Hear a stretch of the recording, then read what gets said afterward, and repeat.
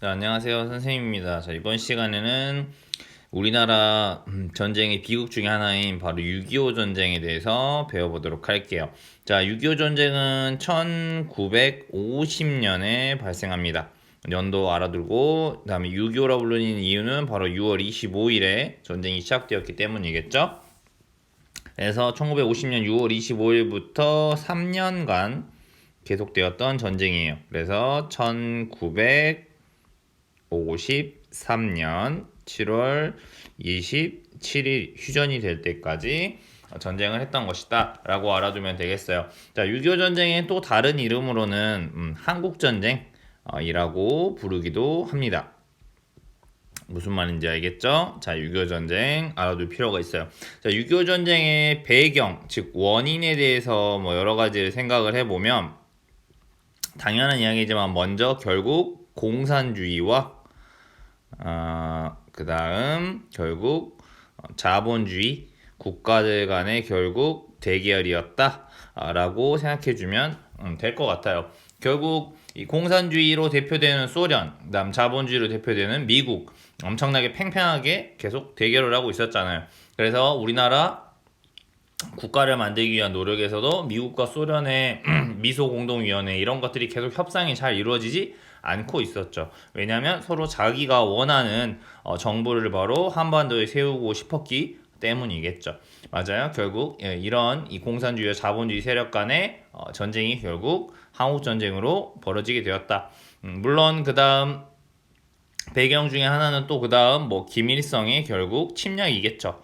북한이 결국 쳐들어왔으니까 김일성이 결국 무력으로 통일을 하려고 하는 그런 욕심, 맞아요. 이런 것들이 배경이 되었다라는 거 생각하면 되겠습니다. 그 다음 또 이따 설명하겠지만 또 여러 가지 배경 중에 하나로는 또 이 에치슨 선언이라고 하는 것이 또 영향을 분명히 끼쳤다. 미국의 국무장관이었던 에치슨이 바로 우리나라를 방어선에서 제외하는, 미국의 방어선에서 제외한다 이런 발표를 함으로써 약간 전쟁이 유발된 그런 원인들도 있다 이렇게 생각해 주시면 될 것 같아요. 마찬가지로 그럼 지도를 쭉 보시면 우리나라가 왜 이렇게 전쟁이 일어날 수밖에 없던 땅이었는지를 한번 생각해 볼 수 있다.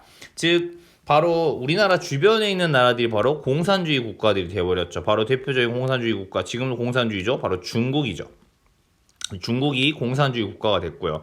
그 다음 여기에 연해주를 찾아오고 있었던 이 소련, 이런 나라들이 결국 공산주의였죠. 그렇기 때문에 우리나라는 절반으로 나뉘어서 이 북한 지역이 바로 이 공산주의의 국가가 만들어졌었잖아요. 맞아요. 그럼 이 38도선을 기준으로 자본주의 세력인 누가 있을까요? 바로 여기 일본이 있겠죠.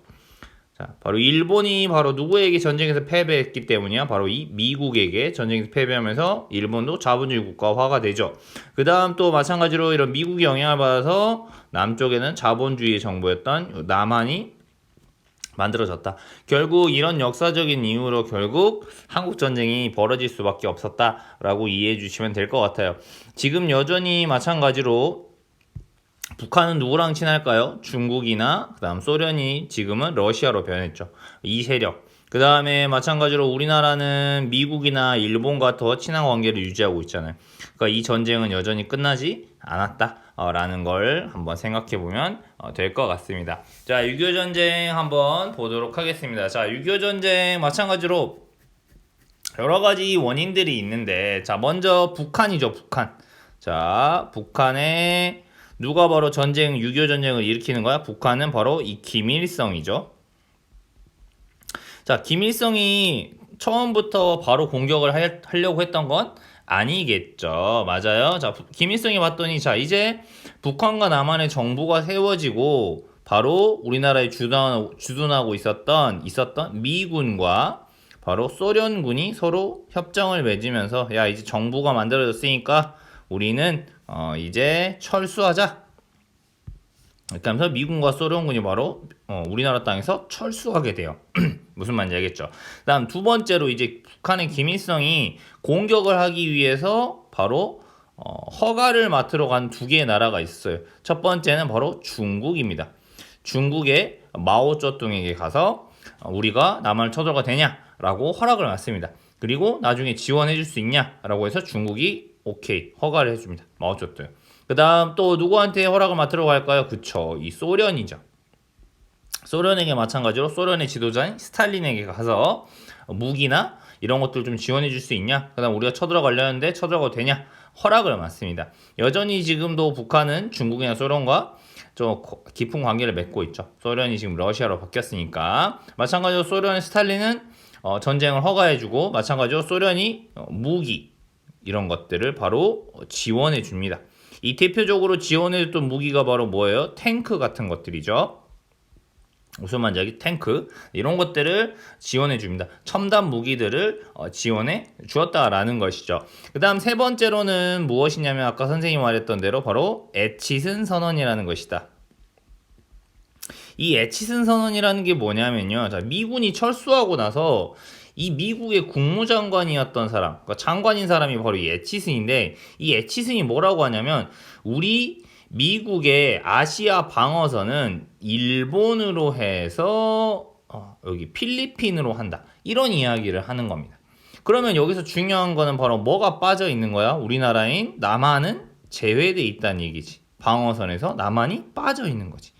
그러니까 이런 선언을 한 걸 보면서 김일성은 우리가 남한을 쳐들어가도 미국이 전쟁에 개입하지 않겠구나, 이런 판단들을 결국 한 것이죠. 무슨 말인지 알겠죠? 물론 뭐 이걸 선언했다 해서 무조건 뭐 에치슨이 전쟁을 일으켰다 이런 건 아니고, 이런 선언에 이제 김일성이 넘어간 거라고 봐야 될 것 같아요. 무슨 말인지 알겠죠? 자, 그럼 먼저 6.25 전쟁 봅시다. 당연히 시작은 바로 언제? 1950년 바로 6월 25일 바로 북한군이 기습 남침을 해오는 것이다. 알겠죠? 자, 북한군이 먼저 분명합니다. 북한이 먼저 쳐들어왔다라는 것 생각해야 될 것 같아요. 자, 1950년 6월 25일에는 일요일이었고, 그 다음에 북한군이 새벽에 갑자기 공격을 해들어오기 시작합니다. 일요일이었기 때문에 많은 수의 국군들이, 우리나라 군대를 국군이라고 하잖아요. 국군이 뭔가 휴가를 나가거나 외출을 나가거나 이런 인원들도 많았고, 또 일요일이다 보니까 뭐 잠자거나 이런 인원들도 많았을 거 아닙니까? 그러니까 갑자기 북한이 기습 남침을 해오게 된다 이 말이죠. 자, 전쟁을 갑자기 시작하기도 했고, 그 다음에 아까 뭐라고 했어요? 바로 이 소련으로부터 탱크라든지 첨단 무기의 지원을 받았단 말이야.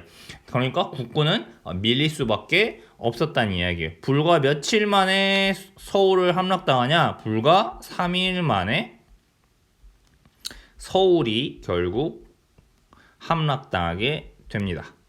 자, 그 다음 여러분, 선생님이 말하기에 뭐 북한군이라고 할 수도 있고요. 뭐 그 다음 북한군을 또 인민군이다 이렇게 이야기를 합니다.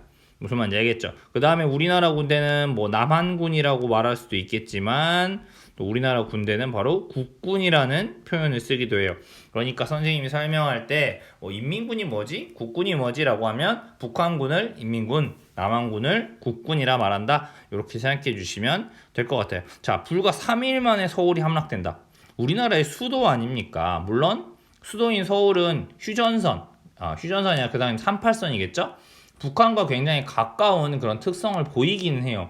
그래도 3일 만에 서울이 함락당한다. 완전 일방적인 공격을 당하고 있다. 전쟁 준비가 제대로 되지 않고 있다. 이런 생각을 해볼 수 있죠. 국군은 그러면 당연히 북한군이 쳐들어올 거를 아예 몰랐던 건 아니고 어느 정도 정보나 보고가 들어갔다고는 해요. 근데 에이 설마 쳐들어오겠어? 라고 그냥 그 보고들을 무시한 이런 상황들이 많이 보여요. 그 다음에 또 대통령이었던 이승만이라는 인물 자체가 우리나라 군대였던 이 국군을 그다지 신뢰하지 못하는 이런 일들도 많았어요. 왜냐면 우리 정부가 수립될 때 유엔에서 총선거 실시해라 라고 해서 남한만의 총선거를 해서 정부를 만들었다 했죠. 그때 그런 남한만의 정부를 반대한 게 제주 4.3 사건이라고 했지. 그런 것들을 진압하는 과정에서 우리나라 국군이었던 여수와 순천 지역의 국군들이 아니 어떻게 우리 군대가 제주도민들을 진압하러 가느냐. 그 다음 국군에 남아있던 그런 공산주의 세력들이 함께 되면서 반란 사건이 일어난 적이 있었단 말이야. 뭐 이런 이유들도 있고 해서 이 국군들 세력을 많이 지원하거나 이렇게 하지 않았단 말이야. 그래서 상대적으로 국방력이 약해져 있는 그런 상태였다라고도 설명을 합니다. 뭐 그래서 어떤 사람들은 6.25 전쟁이 일어날 당시에 국군의 무기보다 뭐 경찰이 그냥 가지고 있는 무기들이 뭐 더 좋았다. 뭐 이런 연구를 했던 뭐 그런 사람의 이야기도 들은 것 같아요. 물론 뭐 정확한지는 모르겠지만 어쨌든 굉장히 국방력이 약해져 있었던 상태인 것만은 맞다는 거지. 3일 만에 서울이 함락된다. 그 다음에 뭐 이거는 당연히 대통령이었던 이승만 전쟁이 빵 터지자 라디오가 나오죠. 여러분 걱정하지 마십시오. 대통령 이승만입니다. 국군이 온 힘을 다해 수도 서울을 방어하고 있습니다. 걱정하지 마시고 집에 계시면 됩니다. 라디오에서 계속 이 말이 흘러나왔어요. 전쟁이 터졌으니까 사람들은 얼마나 불안했겠어요. 지금 빨리 피난을 가야 될 거 아닙니까? 전쟁이 터졌으니까 폭탄에 총에 내가 죽을 수도 있는 거니까. 이렇게 라디오를 들은 사람들은 당연히 이승만 대통령이 서울을 방어하고 있다는 말을 믿었던 거죠. 하지만 웃긴 이야기가 뭔지 알아요? 이승만은 이미 서울을 빠져나간 뒤였어요. 이미 기차를 타고 대전으로 도망가 있는 상태. 그러면 그 라디오에 나오는 거는 뭔 파일이었을까? 녹음 파일이었던 거지. 무슨 말인지 알겠나요? 대통령이 제일 먼저 도망가 버렸다. 물론 제일 먼저까지는 아니었겠죠. 그리고 뭐 대통령이 도망가는 거 지휘관으로서 살아남아야 지휘를 할 수 있기 때문이라는 뭐 변명도 들을 수 있다고 생각해요. 하지만 정확한 상황을 국민들에게 알리지 않았다는 거.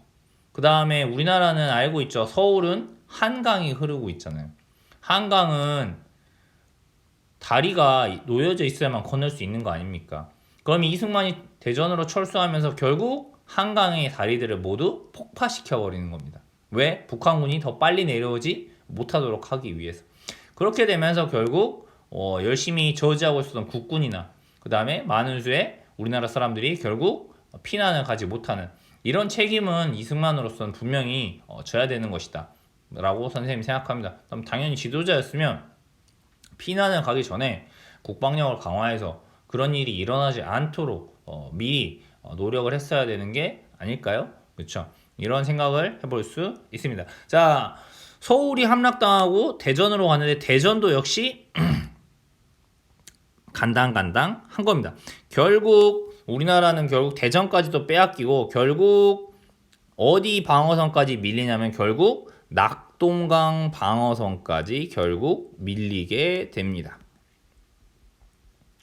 낙동강 방어선까지 밀리게 되는 것이에요. 그럼 뭐 지도로 이렇게 본다면 자 지도를 대충 그리고 그냥 설명할게요. 자 여기가 38도선이다. 이렇게 하면 이렇게 되면 자 북한이 바로 진격을 해서 내려왔다. 결국 서울 함락. 그치 여기가 서울이야. 서울 함락.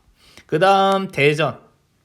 우리나라 중간쯤에 있는 대전이죠. 이 대전도 역시 함락. 결국 우리나라의 수도를 어디로 옮긴다? 여기 부산으로 임시 수도를 결국 옮기는 것입니다. 그리고 결국 국군은 필사에 저항을 하는데 그게 바로 여기 낙동강 지역으로 하는 요 낙동강 방어선이 되는 겁니다. 이게 바로 낙동강 방어선. 자 이제 여기까지 밀린다면 완전히 북한군에게 점령당하게 되는 것이죠. 맞아요. 결국 낙동강 방어선에서 결국 수도를 부산으로 옮기게 된다. 자, 근데 국군이 아무리 필사적으로 싸우지만 결국 쉬워 보이지 않는 상황이죠. 결국 누가 도와줘야 될까요? 자, 결국 전쟁이 터지고 남한군이 국군이 밀리고 있다는 소식을 듣자 바로 누가 전쟁에 참전하게 될까요? 당연히 미국이 참전하게 되죠. 그 다음에 미국은 미국만 참여하는 게 아니라 바로 국제연합군, 즉 유엔군을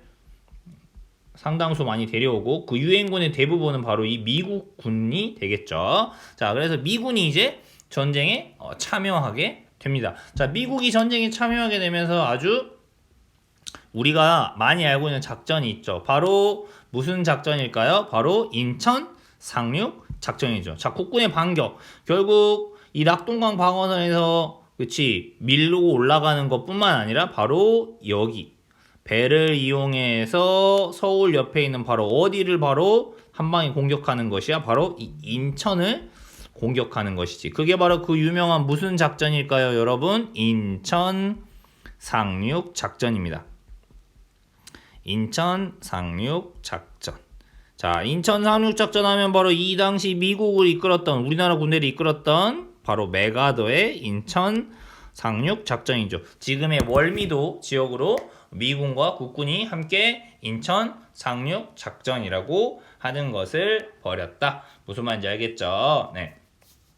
이렇게 해서 여러 가지 작전을 통해서 결국 인천 상륙작전은 성공하게 됩니다. 자, 인천 상륙작전은 그러면 왜 중요할까요? 바로 북한군은 대부분 어느 지역에 있었을까요? 바로 이 낙동강 방어선을 뚫기 위해서 이 지역에 바로 모여 있었겠죠.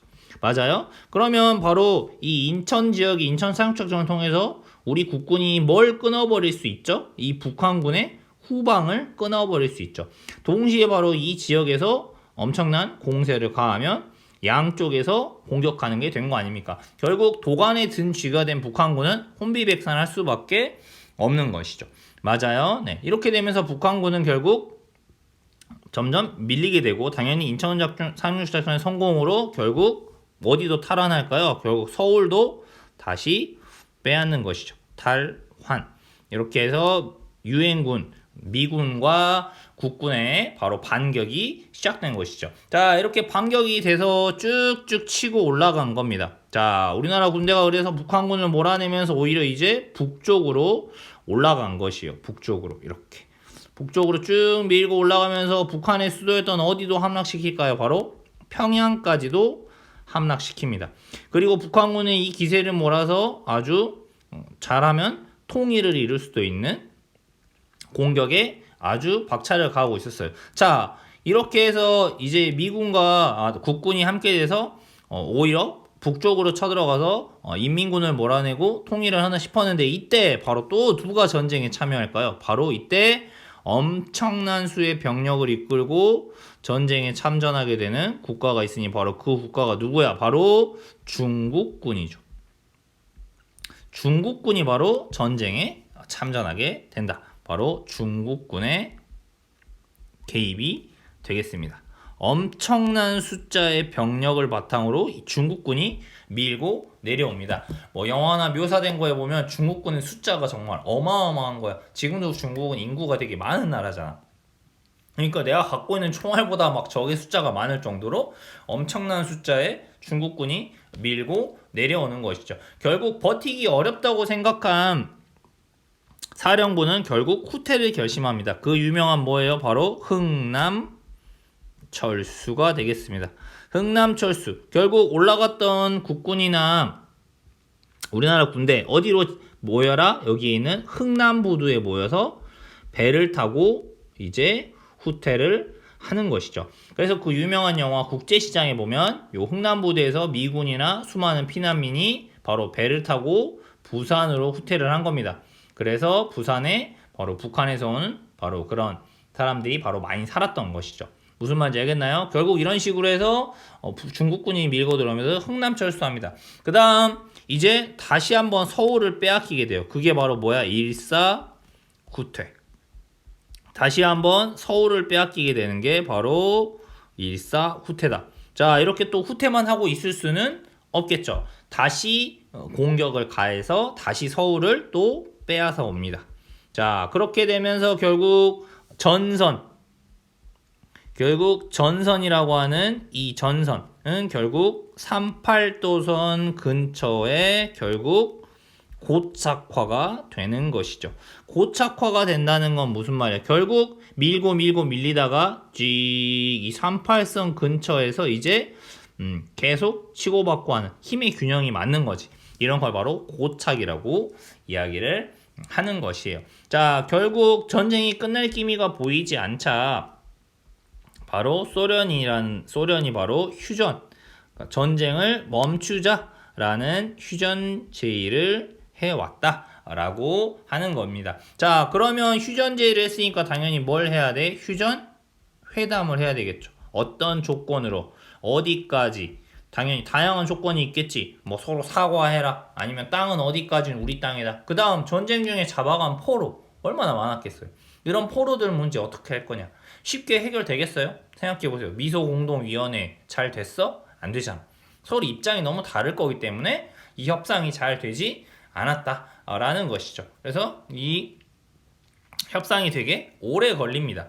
이때 이승만은 휴전 자체를 반대해버려요. 그러니까 휴전 협상을 아예 반대하면서 결국 나중에 미국이 야 그래도 우리 전쟁 너무 오래 했어. 휴전해야 돼. 하지만 이승만 계속 거부해. 뭐라고? 계속 공격해서 이겨야 된다. 라고 하면서 미국 열받지. 야 기껏 도와줬더니 이제 내 말 안 듣는 거잖아. 그래서 나중에 이승만이 뭘 하냐면 결국 이 반공 포로들 네, 이 포로들을 결국 그냥 석방해버려요. 그냥 지 맘대로 북한이 돌려달라라고 하는데 그냥 무시하고 포로 석방해버려요. 이거 완전히 그냥 미국이랑 나머지 나라를 다 무시하는 이런 행동이 돼버린 거죠. 맞아요? 이렇게 되면서 이 협상 테이블에서 아예 우리나라는 빼버려 그냥. 그래서 결국 이 정전협정, 그러니까 전쟁을 멈추겠다라는 이 협정은 결국 언제 이루어지냐면 결국 1953년에 결국 이루어진다라는 거죠. 그러면서 비무장지대라고 하는 왜 서로 바로 앞에 있으면 싸울 거냐. 그래서 DMZ라고 하는 이 비무장지대를 만들면서 결국 전쟁은 멈추게 된다. 그러니까 이 정전협정이 있는 날까지 서로 차지하고 있었던 땅을 딱 기준으로 이 휴전선이라고 하는 걸 정하고 거기서부터 2km씩은 서로 떨어져 있는 거야. 바로 앞에 있으면 싸울 수 있으니까. 무슨 말인지 알겠죠? 이렇게 되면서 전쟁은 결국 끝이 나게 된다. 이렇게 봐주시면 될 것 같아요. 무슨 말인지 알겠죠? 그래서 이 정전협정이라고 하는 게 솔직히 말하면 북한하고 미국 사이가 더 주로 이루어져 있는 협정인 거예요. 그러니까 둘이. 왜? 남한은 계속 이 휴전을 반대하면서 협상에 들어오질 않아 버려서 결국 미국이 그냥 남한 빼버리고 북한하고 중국하고 뭐 소련하고 이렇게 주로 해서 맺었던 정전협정인 게 되는 것입니다. 그러니까 지금의 북한, 뭐 김정은 정권도 계속 미국한테 그런 협상을 계속 더 먼저 하려고 하는 게 그때 정전협정은 미국과 맺어진 것이기 때문이기도 한 것이에요. 무슨 말인지 알겠죠? 자, 이렇게 3년간의 전쟁이 끝났고 얼마나 많은 사람이 죽고 다치고 그 다음에 전쟁 고하라든지 그 다음 우리나라가 해방을 맞이한 지 불과 5년 만에 일어났던 전쟁이었어요. 엄청나게 많은 건물, 공장, 문화재 이런 것들이 어마어마하게 파괴가 됐겠죠. 그런 것들은 여러분이 뭐 영화를 통해서 충분히 많이 볼 수 있을 것 같아요. 뭐 6.25 전쟁과 관련된 영화 뭐 제일 유명한 건 태극기 휘날리며 아니면 뭐 포화 속으로 그 다음에 뭐 인천 상륙작전이라는 영화도 있고 그 다음에 또 뭐 웰컴 투 동막골 뭐 이런 영화들도 있고요. 뭐 고지전 이렇게 우리 민족의 비극인 이 6.25 전쟁을 다룬 영화들을 통해서 여러분이 이런 6.25 전쟁을 배우면 또 의미가 있을 것 같고 또 아까 봤던 흥남부두 철수를 배경으로 해서 피난민들의 삶을 다룬 영화 국제시장 뭐 이런 걸 봐도 좋을 것 같다 이런 생각이 듭니다. 자 결국 그리고 정전협정을 맺고 나서 결국 우리나라도 미국과의 조약을 맺죠. 바로 뭐냐면 한미 상호 방위 조약 이걸 맺습니다. 무슨 말인지 알겠죠? 네. 휴전 과정에서 휴전에 반대한 이승만이 반공포로를 일방적으로 석방해버렸죠. 그래서 한국은 미국이 휴전 후 북한의 재침입에 대비한 강력한 군사동맹을 요구했고 미국이 바로 방어 조약을 같이 체결했던 것이에요. 그래서 바로 이 한미 상호 방위 조약을 맺게 되면서 결국 우리나라에 어느 군대가 지금 주둔하고 있을까요? 바로 미군이 계속 주둔하고 있다. 그러면 여러분 우리나라 미군 어디에 주둔하고 있는지 알아? 과거에는 용산이나 의정부, 동두천 이런 곳에 많았지만 지금의 미군은 바로 이 우리나라 평택이라는 도시에 기지를 만들고 여전히 지금도 주둔하고 있다. 이렇게 알아주시면 되겠습니다. 무슨 말인지 알겠죠? 자, 오늘 이렇게 6.25 전쟁에 대해서 아주 자세히 공부를 해보았습니다. 6.25 전쟁 꼭 한 문제는 나올 수밖에 없겠죠. 중요한 전쟁이었고 우리나라에 많은 영향을 끼쳤고 여전히 지금도 끝나지 않은 전쟁이에요. 그렇기 때문에 6.25 전쟁에 대해서 꼭 잘 알아두었으면 좋겠습니다. 무슨 말인지 알겠죠? 자, 여기까지 하겠습니다.